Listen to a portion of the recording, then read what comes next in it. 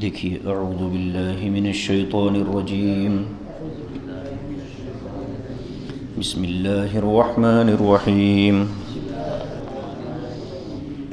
وقاتلوا فی سبیل اللہ الذین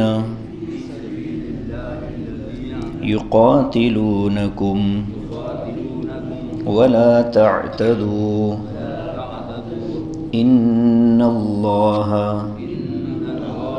لا يحب المعتدین واقتلوہم حیث ثقفتموہم واخرجوہم من حیث اخرجوکم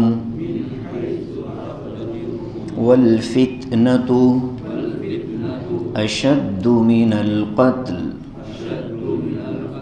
ولا تقاتلوهم عند المسجد الحرام حتى يقاتلوكم فيه فإن قاتلوكم فاقتلوهم كذلك جزاء الكافرين فإن انتهوا فإن الله غفور رحيم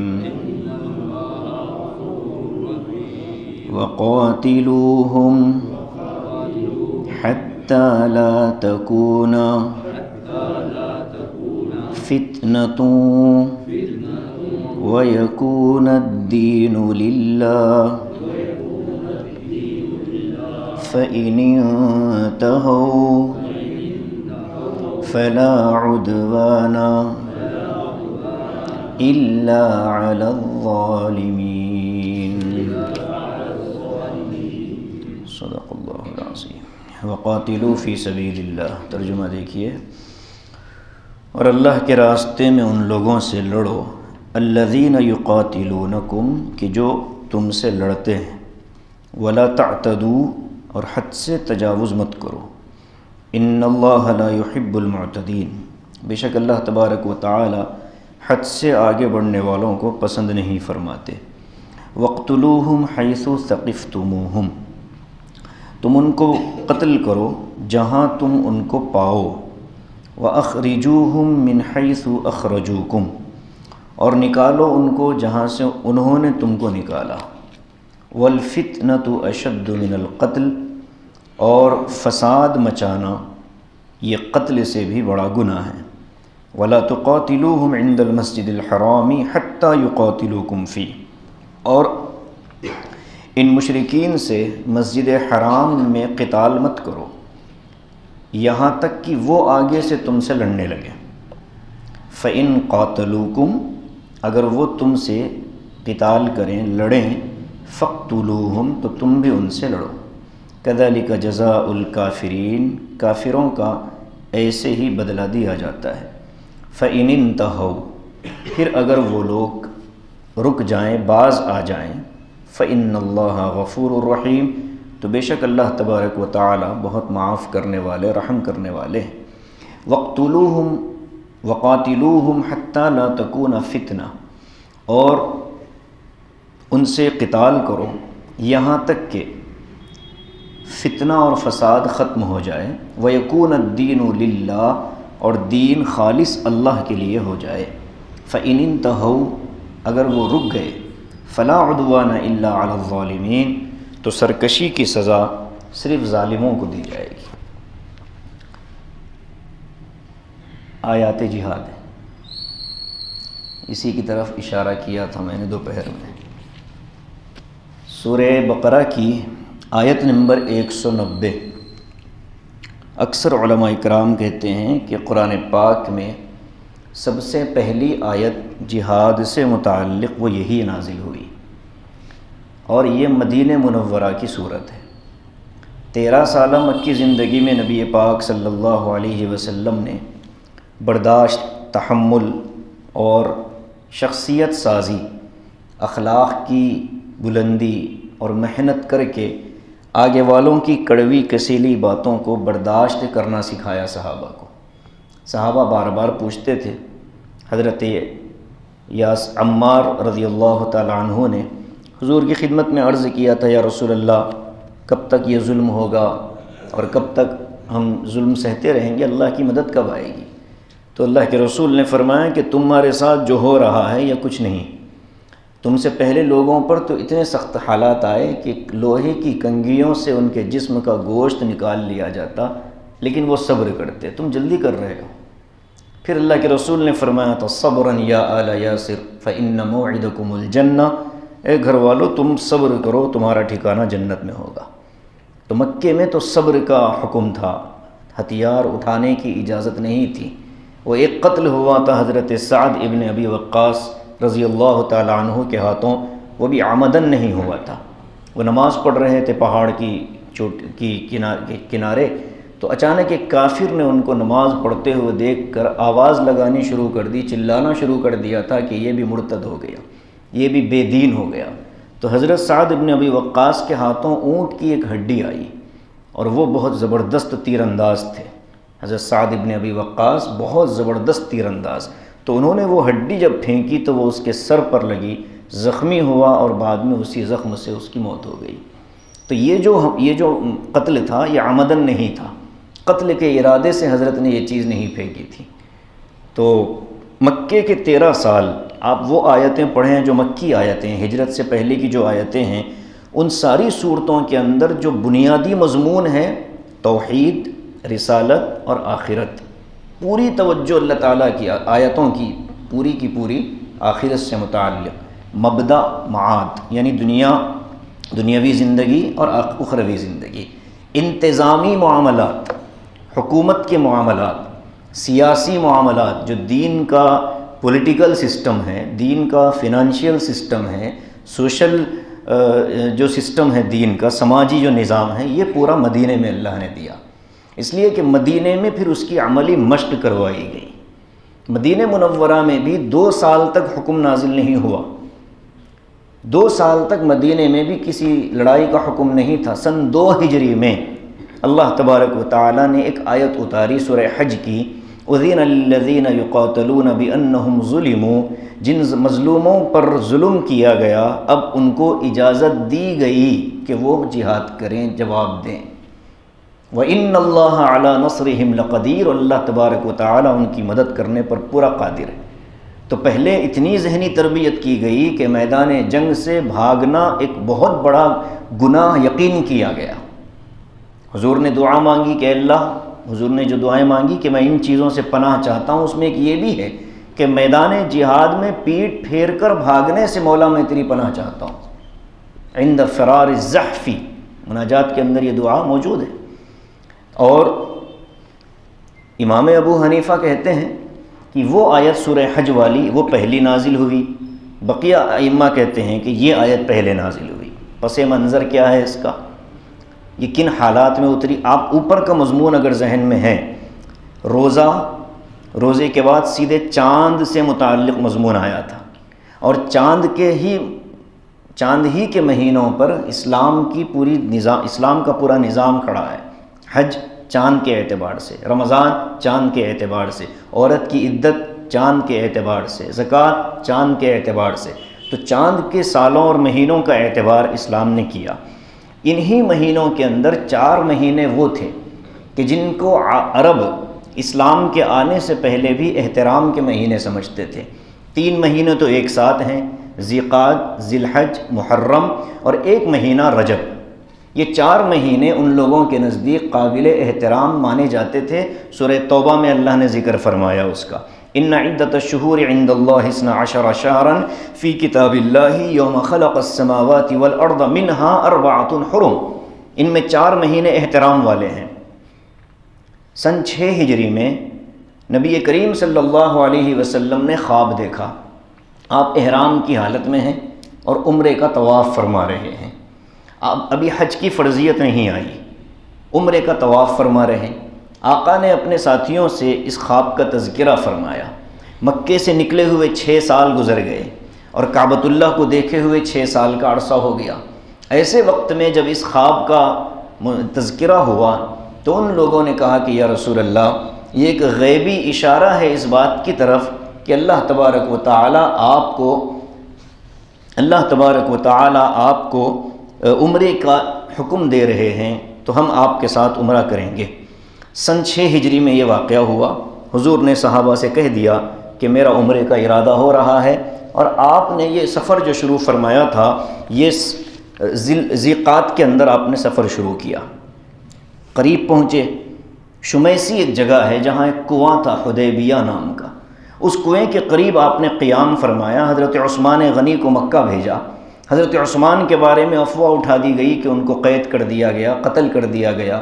اللہ کے رسول نے بیعت لی، یہ میرا ہاتھ ہے، یہ عثمان کا ہاتھ ہے، اس کو بیعت رضوان کہا جاتا ہے۔ سورہ فتح کے اندر اللہ نے اس کا تذکرہ فرمایا، لقد رضی اللہ عن المؤمنین اذ یبایعونک تحت الشجرۃ، کہ اس درخت کے نیچے یہ مسلمان آپ سے بیعت کر رہے تھے عثمان کے خون کے بدلہ لینے کی۔ تو یہ جو پورا واقعہ پیش آیا یہ ذیقعد میں پیش آیا۔ اس وقت میں اس واقعے میں نہیں جانا چاہتا، اس وقت اللہ کے رسول نے مکے والوں سے معاہدہ فرما لیا تھا چند شرائط پر۔ وہ بہت سی شرطیں تھیں، صلح حدیبیہ جس کو کہتے ہیں، صلح ہو گئی۔ اس میں ایک شرط یہ تھی کہ اس سال آپ عمرہ نہیں فرمائیں گے، اگلے سال آپ آئیں گے تو ہم آپ کو عمرے کی اجازت دیں گے۔ جو مدینے سے مکہ آیا ہم اس کو واپس نہیں بھیجیں گے، اور جو مکے سے مدینہ آیا وہ واپس مکہ بھیج دیا جائے گا۔ بظاہر ایسا لگتا تھا کہ ساری شرائط اللہ کے رسول صلی اللہ علیہ وسلم کے مزاج کے خلاف ہیں۔ مسلمانوں کو ایسا لگ رہا تھا کہ ہم دب کر صلح کر رہے ہیں، ہر چیز ان کی مانی جا رہی ہے۔ تو سہیل ابن عمرو آیا تھا، ہر چیز اس کی مانی جا رہی، یہاں تک کہ اللہ کے رسول کی طرف سے معاہدہ لکھنے والے حضرت علی تھے۔ حضرت علی نے معاہدہ لکھنے کے بعد جب پڑھا تو شروعات یہاں سے تھی، من محمد الرسول اللہ الی رؤساء قریش۔ یہ معاہدہ محمد الرسول اللہ اور قریش مکہ ان دونوں کے درمیان۔ تو سہیل ابن عمرو نے کہا کہ ہم اگر آپ کو رسول تسلیم کر لیتے تو جھگڑا ہی ختم تھا، یہ نام آپ تبدیل کر دیجئے، محمد الرسول اللہ کے بجائے محمد ابن عبداللہ لکھیے۔ اب اللہ کے رسول چونکہ پڑھنا نہیں جانتے تھے، پڑھے ہوئے نہیں تھے، تو آپ نے کہا حضرت علی سے کہ مٹاؤ، تو حضرت علی نے کہا کہ میری مجال تھوڑا ہی ہے کہ میں آپ کے نام سے رسول اللہ ہٹا دوں۔ تو پوچھا کہ بتاؤ مجھے کہاں ہیں، تو حضرت علی نے اشارہ کیا کہ یہاں ہیں۔ تو آقا علیہ السلام نے اپنے دست مبارک سے اس کو ہٹایا، کہا اب لکھو ابن عبداللہ۔ تو اتنا سب ہوا، اور اسی موقع پر حضرت عمر رضی اللہ عنہ بے قابو ہو کر حضور کی خدمت میں آئے اور کہا یا رسول اللہ آپ حق پر نہیں ہیں؟ فرمایا کہ بالکل۔ کہ قرآن حق نہیں ہے؟ فرمایا بالکل۔ دین حق نہیں ہے؟ فرمایا اللہ حق نہیں ہے؟ پھر ہم دب کر صلح کیوں کر رہے ہیں؟ کیوں ہمیں حکم نہیں مل رہا کہ ہم ان کا جواب دیں؟ تو صدیق اکبر رضی اللہ تعالی عنہ یہ اکیلے صحابی تھے جو حضرت عمر کو خاموش کر رہے تھے، کہہ رہے تھے کہ عمر حضور جو کرتے ہیں وحی کی روشنی میں کرتے ہیں، جلد بازی نہ کرو۔ پھر آپ نے صحابہ سے کہا اپنے بال منڈا لو، احرام اتار دو، کوئی تیار نہیں ہوا۔ ام سلمہ رضی اللہ تعالی عنہ کے خیمے میں آپ داخل ہوئے، ام سلمہ نے آپ کے چہرے کو دیکھ کر پوچھا یا رسول اللہ کیا بات ہے؟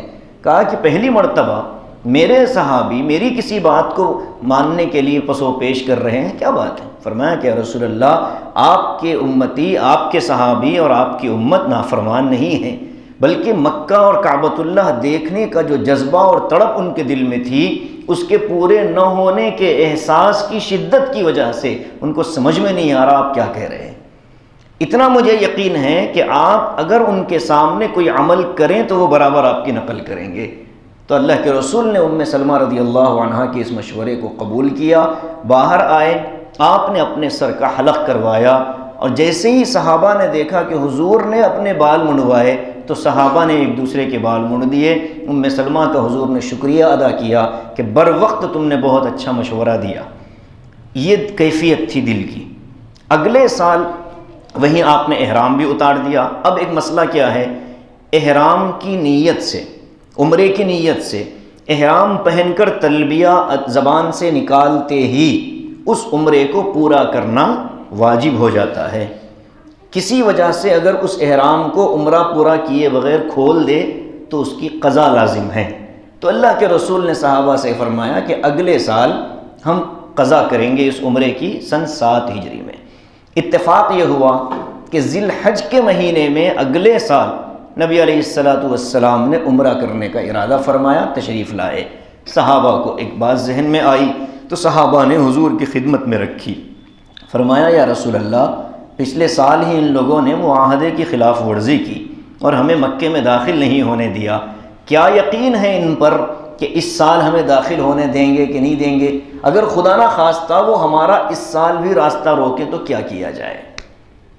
حضور خاموش تھے، آسمان سے جبرائیل تشریف لائے اور یہ آیتیں اتاری، کہا کہ اللہ تبارک و تعالیٰ بھی ڈھیل ایک حد تک دیتے ہیں اگر یہ تم سے لڑیں۔ اب یہ آیت جو ابھی ہم نے تلاوت کی، وَقَاتِلُوا فِي سَبِيلِ اللَّهِ الَّذِينَ يُقَاتِلُونَكُمْ، تم جا رہے ہو عمرے کے لیے، اگر یہ مشرکین مکہ تم سے قتال کرنے پر آئیں، لڑنے پر آئیں تو ان سے لڑو۔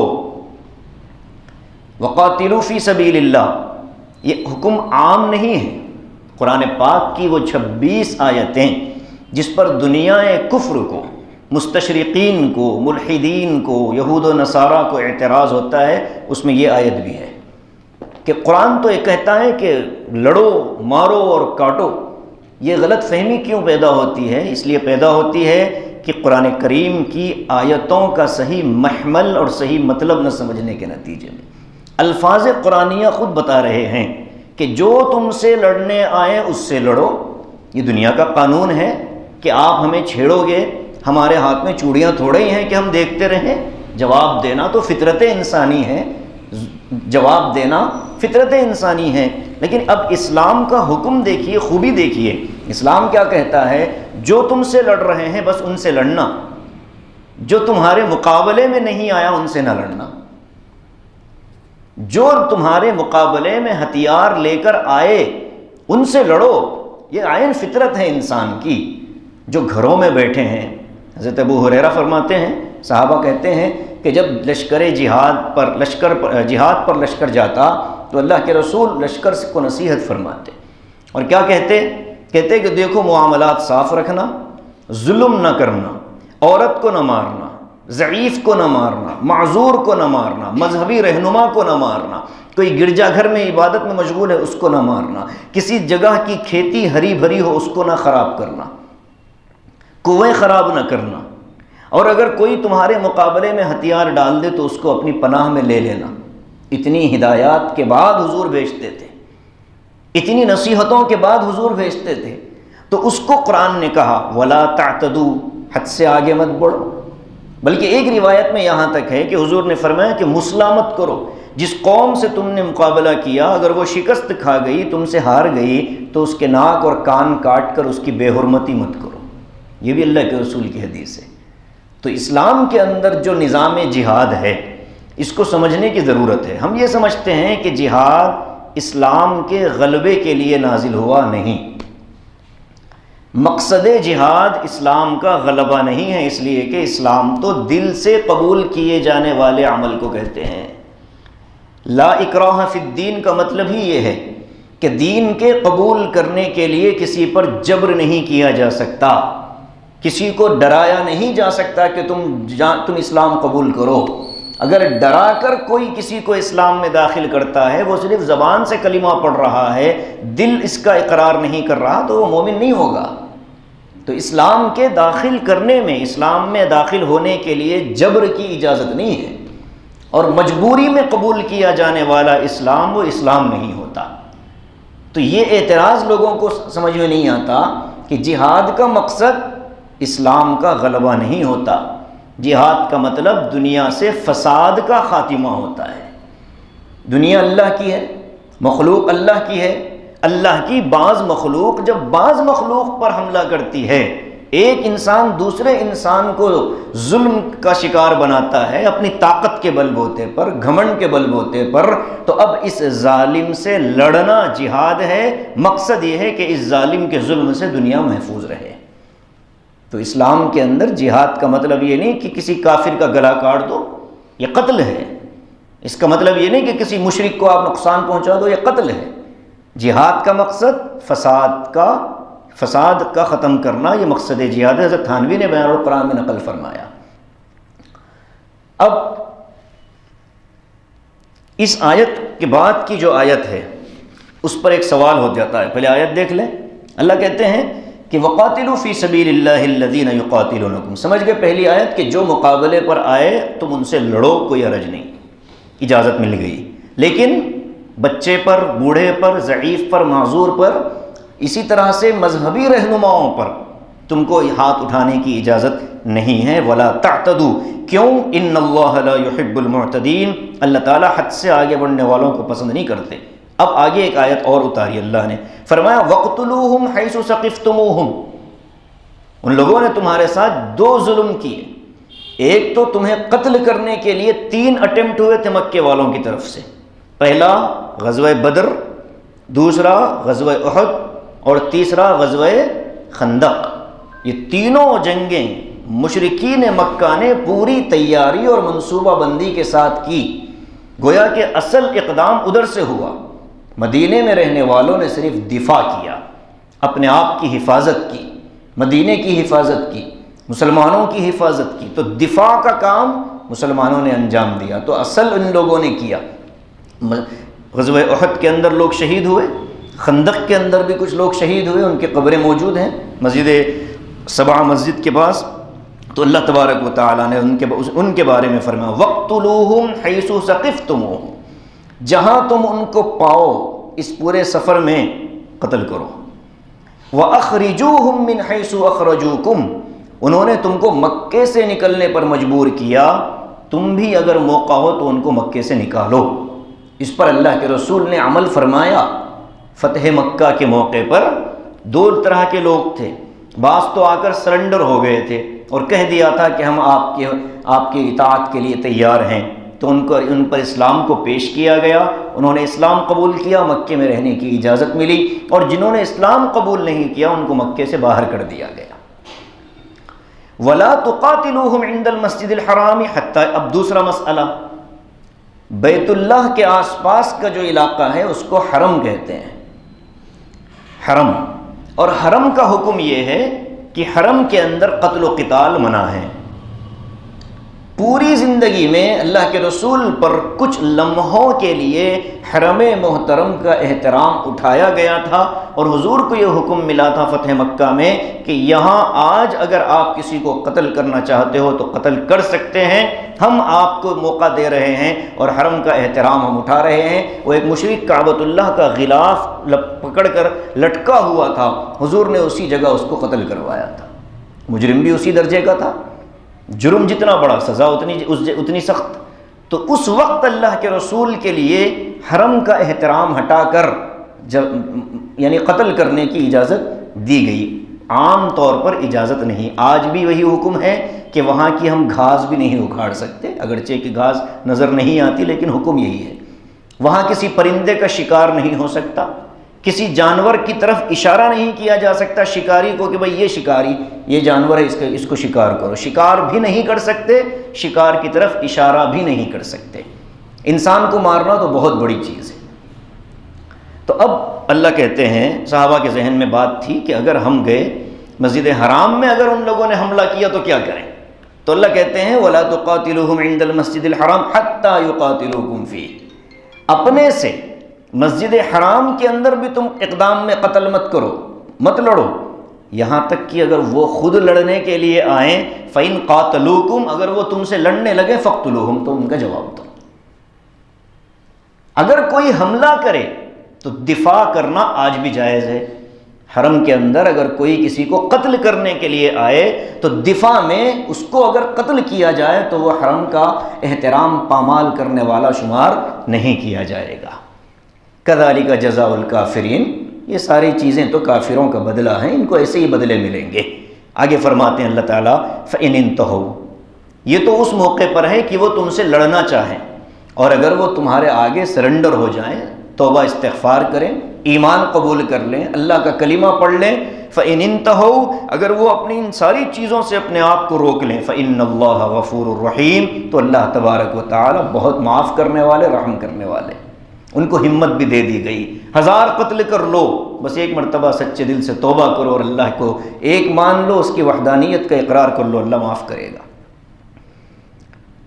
آگے فرماتے ہیں اسی مضمون کو ایک دوسرے انداز میں، کیا صحابہ کے ذہن میں ایک بات تھی، وہ یہ تھی کہ یار قتل و قتال اچھی چیز تو نہیں ہے نا، قتل و قتال اچھی چیز نہیں ہے، کافروں کو مشرکین کو مارنا یہ کون سی عقل مندی ہے؟ تو اللہ تعالیٰ نے اس کا جواب دیا، فرماتے ہیں وَقَاتِلُوهُمْ حَتَّى لَا تَكُونَ فِتْنَةٌ، میں نے شاید اوپر کی ایک آیت وَالْفِتْنَةُ أَشَدُّ مِنَ الْقَتْلِ پر بات ہوئی، چھوٹی نا؟ ہاں تو کیا کر رہے تھے؟ وہی تو میں کہہ رہا ہوں، کچھ تو مس ہوا، ہاں ایک ٹکڑا اس کا رہ گیا، وَالْفِتْنَةُ أَشَدُّ مِنَ الْقَتْلِ۔ صحابہ کے ذہن میں یہ تھا کہ ان لوگوں نے ہمارے ساتھ زیادتی کی، ٹھیک ہے، قتل کیوں کریں؟ تو اللہ نے اس کا جواب دیا، فرمایا کہ دیکھو قتل کرنا ایک انسان کو یہ چھوٹا گناہ ہے بنسبت کسی بندے کو اللہ کی مسجد اور اس کے مسجد حرام میں داخل ہونے سے روکا جائے اور پھر اس کو اس مسجد حرام سے اور مکے سے باہر نکالا جائے۔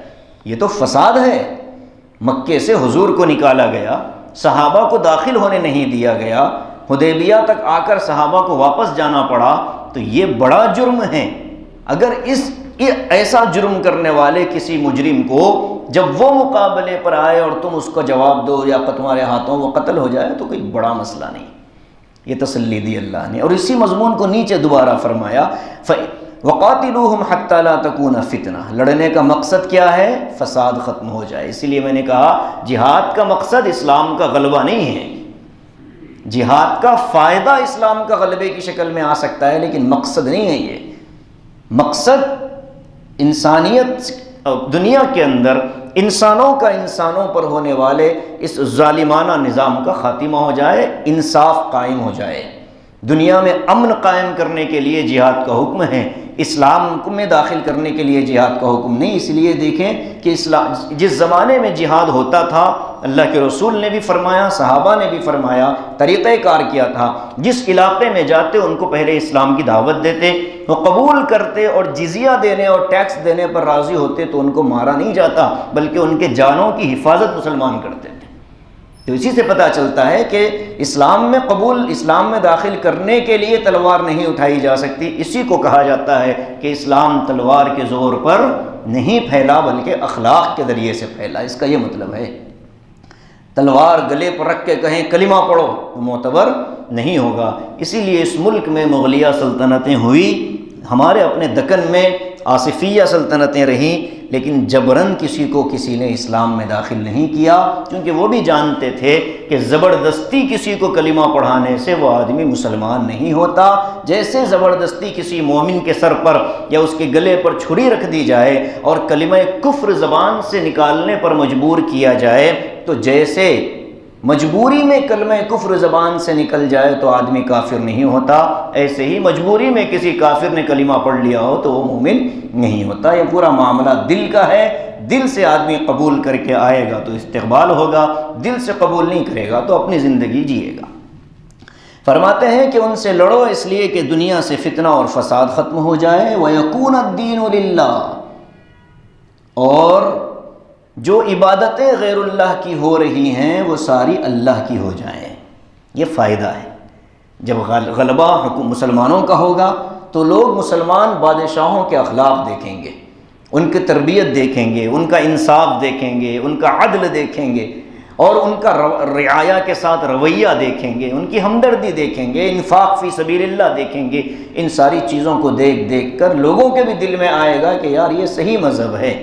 جب بادشاہ اتنا انصاف پسند ہو سکتا ہے تو بادشاہت کی کرسی پر بیٹھ کر انصاف کا ترازو تھامنا یہ اسلام کی تربیت کے علاوہ کہیں اور نہیں ہو سکتا۔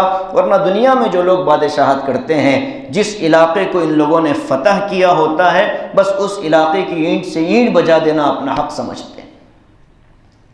حضرت عمر ابن عبدالعزیز کتنے بڑے بادشاہ گزرے اور کتنا بڑا اللہ تبارک و تعالیٰ نے ان سے کام لیا۔ صرف 2 سال کے وہ خلیفہ تھے، سن 99 ہجری میں خلیفہ بنے، 101 ہجری میں ان کا انتقال ہو گیا۔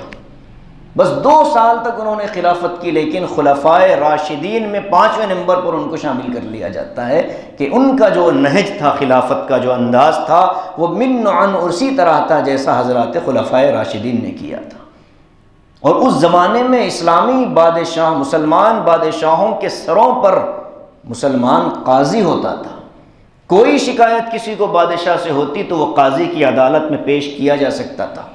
وہ ایک قاضی صاحب کے دربار میں ایک بادشاہ وقت کی شکایت پہنچی، قاضی صاحب نے بلایا، بادشاہ آیا، آتے آتے بادشاہ نے اپنے آستین میں ایک بہت بڑا خنجر رکھ لیا اور اس خنجر کو دبا کر وہ آیا، مقدمہ ہوا، بادشاہ نے فیصلہ کیا اور وہ فیصلہ، قاضی نے فیصلہ کیا اور وہ فیصلہ بادشاہ کے خلاف تھا، اس کو جرمانہ دینا پڑا۔